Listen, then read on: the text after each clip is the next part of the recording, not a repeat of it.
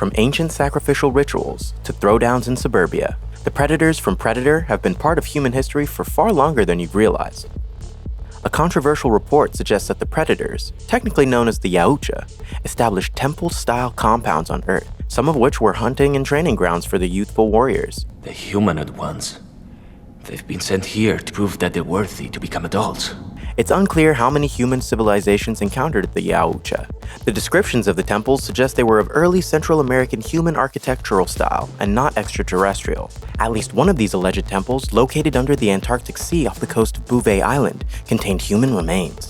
More concerning, this location is further alleged to have contained a so-called xenomorph queen, whose out-of-control offspring eventually required this temple to be explosively sealed by the Yautja. Hieroglyphs within this location suggest the Yautja created a ritual culture, and humans offered themselves as sacrifice to the queen, so that their alien gods could undertake a special centenary hunt. This information was collected in 2004 by individuals representing Charles Bishop Weyland. A small folio recovered in 1996 records a probable incident somewhere in the islands of Papua New Guinea in the year 1718. The golden age of piracy is nearing its close, but small crews continue to resist capture by the Spanish and British navies, among others. After landing on an unnamed island, Captain Adolini sparked a mutiny, during which he demanded that a recently stolen trove of gold be returned to the church from which it was liberated. Captain Adolini took on his crew alone until a Yautja joined the attack in Adolini's favor. It's clear that this was an action made for the Yautja to duel his chosen opponent fairly. However, a crew member spoiled matters by fatally wounding Captain Adolini from behind. The Yautja slew the final crew member and took the flintlock pistol offered to them by Adolini. This pistol was later given to Lieutenant Harrigan while aboard a confirmed Yautja's ship. While much remains unknown about the encounter between a Midwest Comanche tribe and at least one Yautja, current information suggests that the tribe suffered major losses, if not local extinction. One individual, a young indigenous woman named Naru, is recorded to have taken a warrior's role against the Yautja in defiance of tribal norms. It may be worth noting that European colonization of North America was underway at this point, with 12 of the original 13 colonies now established along the eastern coast. Trade and conflict had long since begun with the indigenous tribes. Although the Yautja is technologically advanced and prefers what it deems an honorable hunt, records suggest it continued to use at least some of its superior tech to slaughter the tribe and the colonists. The Comanche, however, had the advantage of familiar terrain and high skill with their armaments. The outcome of this incident is currently under review.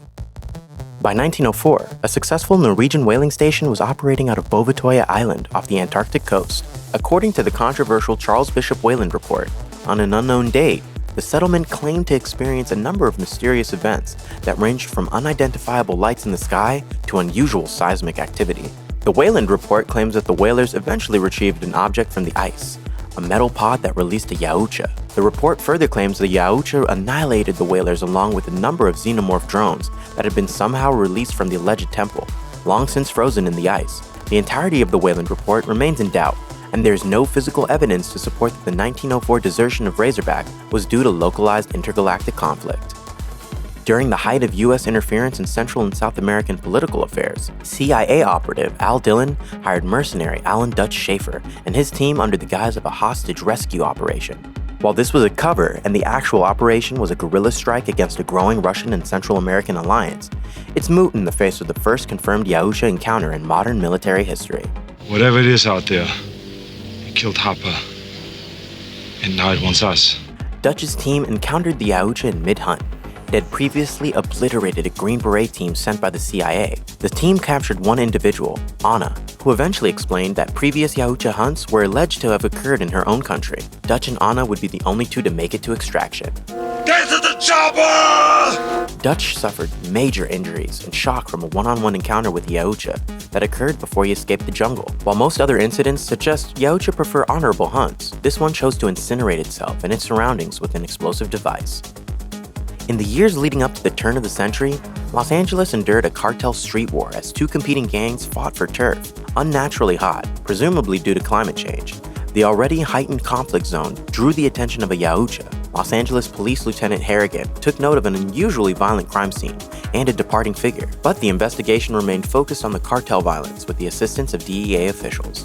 As the violence continued to escalate and Harrigan's investigations uncovered extraterrestrial metal and other peculiarities, DEA liaison Keyes admitted he represented OWLF, or the Otherworldly Life Forms Program, which had secretly investigated the 1987 incident with little assistance from Dutch. However, Key's attempt to capture and study the Yautja ended in the near total loss of his team.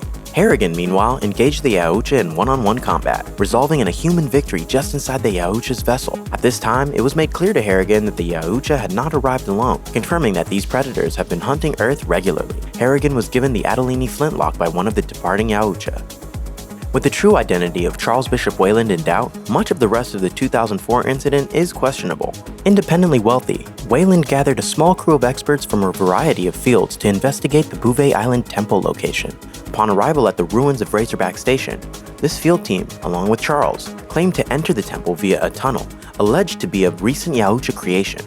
Inside the temple, the team encountered a conflict between Yautja and the reawakened xenomorphs. Weyland is alleged to have died in the temple to help other field team members escape. One survivor, Lex, claims to have allied with the Yautja to push back a possible xenomorph escape. With the temple and its xenomorph queen destroyed, the alliance was successful. There is no clear evidence of Weyland's actual goal. However, a diagnosis of terminal lung cancer may have been a factor in his actions. Lex's story is uncorroborated, though OWLF later recovered a Yautja-style bone spear.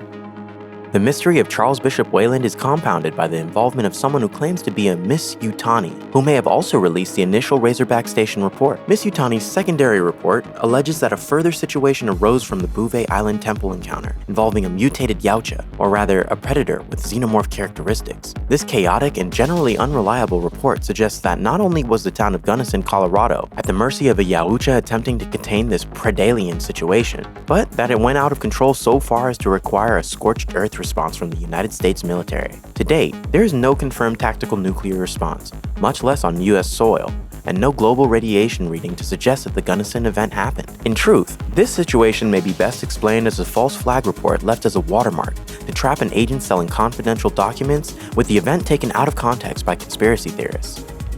The greater politics of the Yautja aren't clear, leaving the society and laws of this predator species up to speculation. Some sources suggest that conflict within their society was becoming a new normal. A subspecies of Yautja had developed, carrying larger physiques and a disregard for traditional methods of hunting. By Earth's early 2000s, the schism between the traditional hunter clans and these enhanced predators saw the new breed strike out and create a planetary game preserve to suit their preferred, more merciless style of hunt. Traditional Yautja set about hunting them instead, sometimes losing their lives to the new clan. One such preserve had a suitable ecosystem for a regular prey creature, humans. Within this closed system, even a successful prey opponent like Ronald Noland could only be expected to prolong survival, but not escape. If I can hear you, they can too. Although the circumstances are unclear, at least 8 humans were abducted from varying locations across the globe and delivered to the new Yautja Game Preserve planet. Former Special Operations Soldier Royce maintained loose leadership of several mercenaries, soldiers, a death row inmate reported missing from San Quentin, a Yakuza member, and a cartel enforcer. One arrival, Isabel, recognized their hunters as the species involved in the 1987 Guatemala incident. Adaptation to the environment was quick, but nonetheless, many of them died quickly. As their numbers dwindled, Royce and the rest encountered a crucified, smaller Yautja at one of the hunting camps. Later, Nolan, otherwise proving himself untrustworthy, explained some details he'd gleaned about the feud between the two tribes of Yautja. Eventually, a brief truce was arranged with the captured Yautja. I'll cut you down. You take me to the ship. The ship. Unfortunately, this did not result in Royce and Isabel's escape from the game preserve. OWLF's later reports of an incident within an unidentified US suburb do not leave investigators with a clear understanding of events. What is known is that a Yautja landed near an active military operation, getting into conflict with soldier Quinn McKenna. Both survived, with the soldier shunted into a treatment facility. Meanwhile, an organization primed to replace OWLF, Project Stargazer, was intent on studying the Yautja prisoner and the recovered alien materials. Unfortunately, another larger Yautja soon arrived. What's the big one, Doc? Is that like the male? You didn't even give a about us. Just want to kill that thing. It's not clear why this Yautja deviated from its purpose and attempted to abduct a child with autism. The conflict was reportedly resolved, with McKenna and other combatants carrying the day, while the initial Yautja's arrival was apparently meant to warn humanity about a possible future invasion and offer technological assistance via an armored suit. That's my new suit, Bubba. Hope they got into 42 long. The Yautja's intentions were unclear, because it promptly fought armed forces. This incident may be verified by OWLF, but retains numerous disappointing elements and may be disregarded as future developments unfold.